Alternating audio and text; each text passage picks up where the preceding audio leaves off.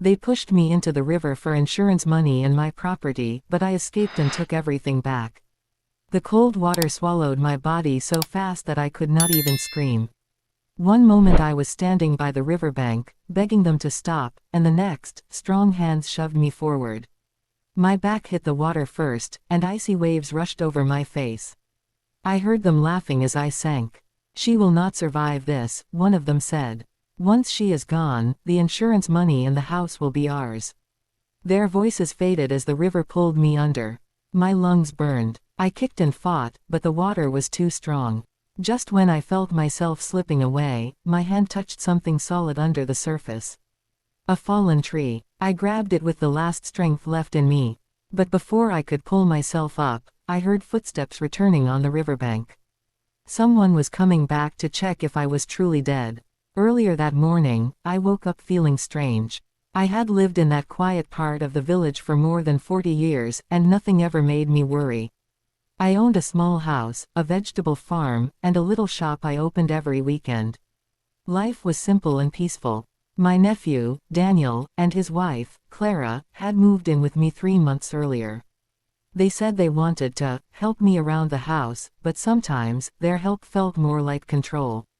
They often whispered behind my back, and when I entered the room, they would go silent. I tried not to make a big deal out of it.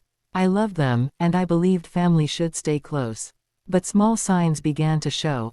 Daniel once asked me who I wrote as my next of kin on my insurance. Another day, Clara asked if I ever thought about selling the house since old age can be stressful. At the time, I thought they were just being curious. I did not understand their real plan. One evening, I overheard them arguing in their room. Their voices were low, but the walls in the house were thin. Clara said, "We need the money now. Her shop, the land, even the insurance, everything would change our life." Daniel replied, "I know, but we cannot rush. She must not suspect anything." My heart shook in my chest. I stepped away quietly, pretending I had heard nothing. I did not want to believe my own nephew could be thinking like that. The next day, they were unusually kind. Daniel made breakfast. Clara cleaned my cupboard and arranged my clothes. They smiled too much. And when they asked me to follow them to the riverbank, for fresh air, something inside me felt tight, but I still went. I trusted them because they were blood. I never imagined they could throw me into the river to die. Now, underwater, holding onto the tree, shaking from cold and fear, I heard the crunching of dry leaves as someone walked closer. The shadow stopped right above the water. And then I heard Daniel's voice whisper, "Let me check if her body has floated up yet." A sharp splash hit the water, heading straight toward where I was hiding. Daniel's splash cut through the water like a spear heading straight for me. I held my breath and pressed my body against the fallen tree, hoping the muddy water would hide me. My heart pounded so loudly I thought he would hear it. He waded deeper, the water rising to his waist. "She should be floating by now," he muttered. These things happen fast. Clara stood on the bank, her arms crossed, watching the river with cold eyes. "Make sure she is gone, Daniel," she said. "We cannot afford a mistake." He took another step, and the ripples moved closer to my face. I felt panic tighten my throat. If he reached just a little farther, he would touch me. And then everything would be over. Suddenly, a loud cracking sound echoed from the forest behind us. Daniel spun around. Clara gasped. A tree branch had fallen nearby. For a moment, they both panicked, thinking someone was watching them. "Let's go," Clara hissed. "We need to leave before someone sees us here."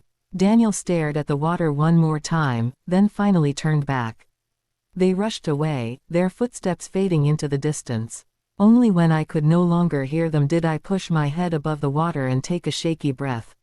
I coughed, wiped my face, and looked around. I was alive, but the river pulled at me strongly, pushing me downstream. I needed to get out fast. I tried to swim, but my legs felt weak. My clothes were heavy. The current dragged me, and for a moment, I thought the water would finish what Daniel and Clara started. I reached for anything I could hold, and my fingers brushed against long grasses near the bank. I grabbed them, pulled hard, and slowly crawled out of the river like a soaked animal. My whole body shook. My skin burned with cold. I could barely stand, but I knew I had to move before they returned. I forced myself up and limped into the forest. The ground was slippery, and sharp stones cut my feet, but I kept going. The trees were thick, and every sound made me jump.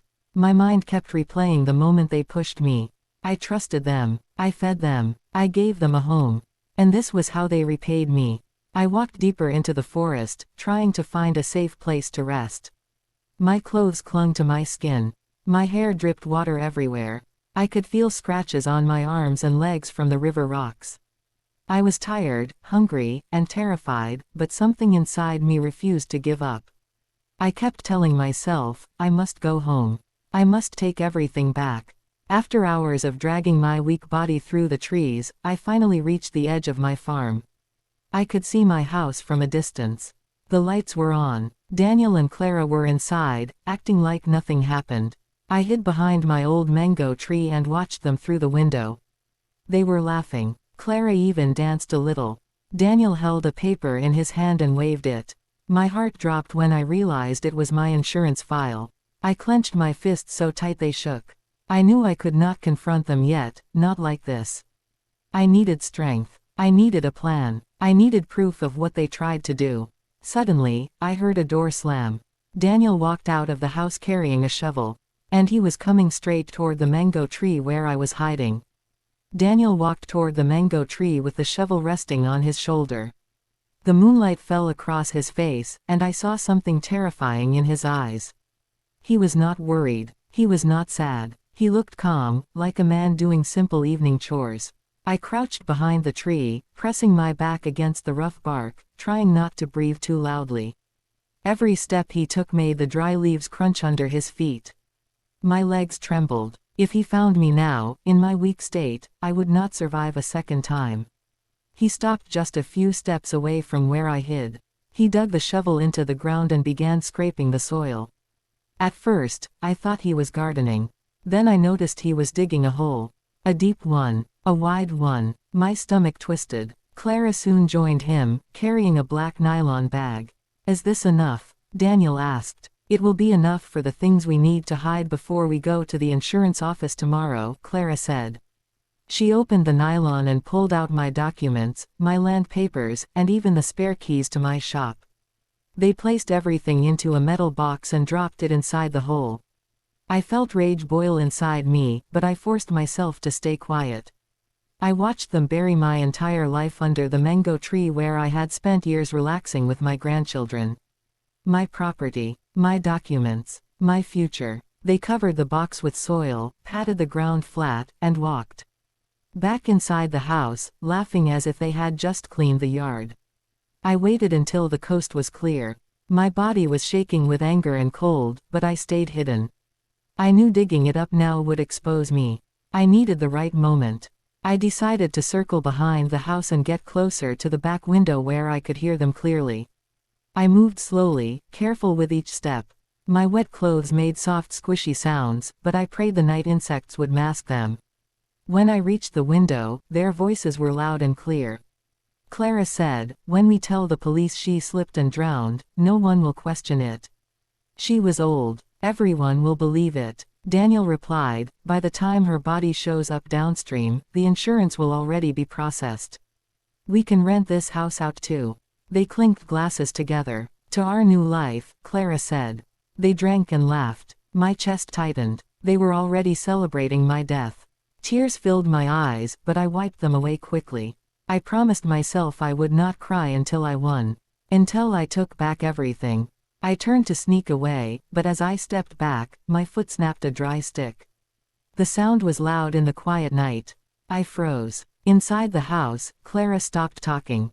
"Did you hear that?" she whispered. Daniel stood up from his chair. "Someone is outside," he said. My breath caught in my throat.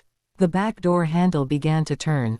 The night grew colder as I crouched behind the water tank, watching the back of my house like a wounded soldier planning her next move. Daniel and Clara had gone back inside, but the lights were still on. They were restless, pacing around the living room, checking the windows, whispering to each other. I could tell fear had touched them, even if only a little. They suspected someone was around, but they did not yet realize the person haunting their steps was the woman they thought was floating lifeless in the river. I tightened my grip on the rope and whispered to myself, "Move smart, not fast." I waited until their voices got softer, then I crept toward the side of the house. The small bathroom window, the one no one ever locked, was slightly open. I felt a rush of hope. I climbed onto the low water pipe and pushed the window wider. It creaked softly, and I froze. Inside, Clara turned her head slightly, but Daniel kept talking. After a few seconds, she looked away again. I slowly slid myself through the window and landed quietly in the bathroom. The house smelled like warm food and lies. I tiptoed out of the bathroom and peeked into the hallway. Daniel sat on the sofa, scrolling through a tablet. Clara was beside him, holding her phone tightly, scrolling through messages. My heart skipped when I realized she had been recording conversations with Daniel earlier. She always kept voice notes. I could see the recordings folder open on her screen. That phone was proof of everything. I waited for the perfect distraction. It came faster than I expected. The neighbor's dog barked again, louder this time. Clara got up to check the window. Daniel followed. They left the phone on the arm of the sofa. I moved like a shadow. My fingers closed around the phone, and I slid it into my soaked dress. I stepped back into the hallway just as they both returned. My breath froze when Daniel frowned. "Did you leave your phone here?" he asked Clara. "I thought you took it with you." Clara looked confused. She checked her pockets, the cushions, under the table. "Daniel, I swear I left it right here." Their panic grew. Daniel stormed to the kitchen. Clara ran to the bedroom. That was my chance. I slipped back into the bathroom, climbed through the window again, and dropped quietly to the ground outside. As soon as my feet touched the grass, I heard Daniel's angry voice inside. "Someone is in this compound." His tone was sharp. Then Clara screamed, "Daniel, my phone is gone." The lights in the house flicked on and off as they rushed from room to room. I ran toward the forest edge, hiding behind tall bushes, clutching the phone to my chest. My body was weak, but my spirit felt stronger than it had in days. I opened the phone and listened. The recordings were all there.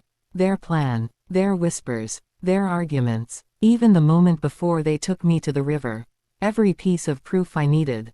But just as I was about to slip away into the forest, I heard fast footsteps behind me. "Stop right there," Daniel shouted. He had seen me. He was running straight toward me, and in his hand was the same shovel he used earlier. I turned, ready to run, but the ground beneath me was too slippery. My foot twisted, and I fell backward with the phone still in my hand. Daniel's shadow loomed over me, and he raised the shovel high above his head. Daniel's shovel sliced through the air toward me. I rolled to the side just in time, and the metal hit the ground with a loud clang. My ears rang. Pain shot through my ankle from the fall, but I forced myself up. Clara appeared behind him, holding a stone like she was ready to strike.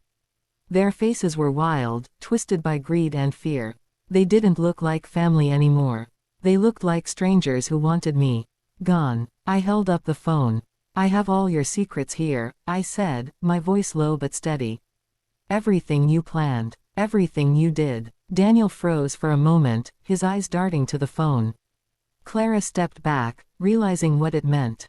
Their confidence cracked open. Daniel lunged for the phone, but I threw the rope around his legs and pulled with all the strength I had left. He fell forward with a heavy thud. Clara screamed and tried to run at me, but I swung the lantern I found earlier. It wasn't lit, but the metal was heavy. It hit her arm, and she dropped the stone with a cry. Both of them stumbled, shocked that the woman they tried to drown was now standing firm before them. "Why are you doing this?" I said, my voice shaking with anger and pain. "I gave you a home. I fed you. I trusted you." Clara glared at me. "You have everything, and we have nothing. You should have given us the house." I stepped back, gripping the phone. "You tried to kill me for it. You should have died," Daniel shouted as he struggled to get up. "Nobody will believe you." But he was wrong. I pressed the screen. A recording played loudly into the night. Daniel's voice. Clara's voice. Their confessions. Their plan. Word for word. Their faces went pale. Before they could react, the neighbor's flashlight shined on us. "Mister," Harris, who had been drawn by the noise, stepped into the clearing holding his phone. "I heard everything," he said firmly. "I'm calling the police." Daniel tried to run. Clara tried to scream. But Mr. Harris shouted for help, and other neighbors rushed in with sticks and ropes. They caught Daniel first. He fought like a cornered animal, but the men held him down. Clara tried to escape through the bushes, but she slipped and fell, yelling as two women grabbed her. Within minutes, the police arrived. I showed them the phone. They listened to the recordings. The officers looked at Daniel and Clara with disgust. They were handcuffed on the spot. As the police pushed them into the van, Daniel looked back at me with shock, as if he never believed an old woman could outsmart them. I stood there, bruised, wet, shaking, but alive. I watched the van drive away into the night. For the first time in hours, I let tears roll down my cheeks. Not tears of fear, tears of victory. The neighbors carried me home and wrapped me in warm clothes. I sat on my own chair, inside my own house, holding a cup of tea someone made for me. My hands were still shaking, but inside my heart, something stronger grew. I had escaped death. I had taken back my home. I had taken back my life. And as I looked at the mango tree outside, I whispered my lesson for anyone who would ever listen. Trust is a gift. Give it wisely. Even family can be strangers in disguise.